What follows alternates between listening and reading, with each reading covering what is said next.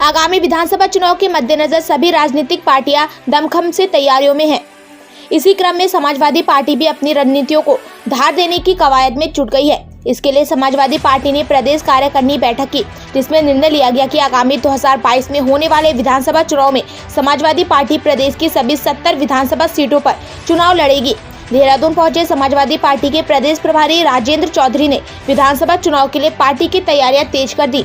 इसके साथ ही सभी विधानसभा सीटों से तमाम उम्मीदवारों के नाम भी सामने आने लगे। राजेंद्र चौधरी ने कई नेताओं को पार्टी की सदस्यता दिलाई। हालत यहाँ ठीक नहीं है। कुटीर उद्योगों का कोई काम उस दिशा में इन्होंने नहीं किया। शिक्षा के क्षेत्र में भी, स्वास्थ्य के क्षेत्र में भी, दूर दराज तो और भी स्थिति वहाँ खराब है। इसलिए समाजवादी पार्टी इन तमाम मुद्दों को लेकर के 2022 के विधानसभा के चुनाव में उत्तराखंड में जनता के बीच जाएगी और समाजवादी पार्टी ये भी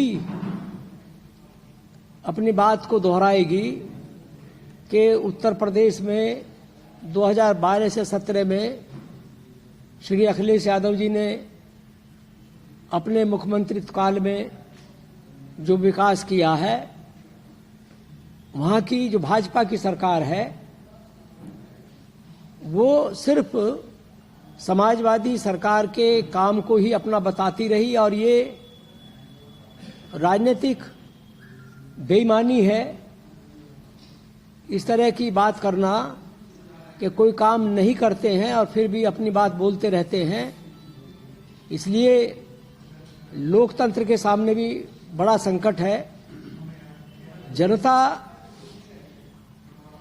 के लिए ऐसी स्थिति पैदा करना कि वो लोकतंत्र को बचाए या अपने जीवन को चलाए, ये भाजपा ने इस संकट को और गहराया है। उन लोगों को अंकुश लगाने के लिए देश भर में और उत्तराखंड में भी भाजपा ने कोई कसर नहीं छोड़ी है और राजनीति के लिए ये ऐसा एक संकट का दौर है जब स्वतंत्रता आंदोलन के जो हमारे मूल्य थे, ठीक उनके विपरीत सत्तारूढ़ लोग, उनके नेता काम करते हों, अपने आचरण का प्रदर्शन करते हों और सत्ता का दुरुपयोग करते हों। इन चुनावों में ये भी एक बड़ा मुद्दा है कि भारतीय जनता पार्टी ने लोकतंत्र के साथ छल किया है और जो अधिकार मिले, नागरिक अधिकार मिले, लोकतांत्रिक अधिकार मिले, उन अधिकारों को नष्ट करने के लिए भाजपा कोई कसर छोड़ना नहीं चाहती।